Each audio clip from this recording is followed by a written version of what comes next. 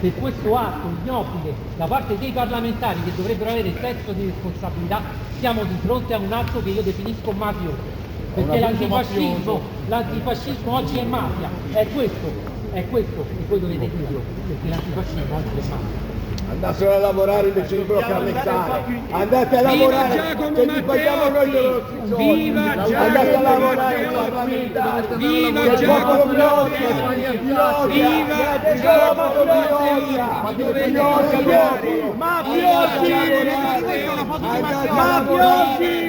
noi siamo volontari della politica, non abbiamo interessi di guadagno di voi, andate a lavorare. Viva Giacomo Matteotti! Ho pagato l'autомобile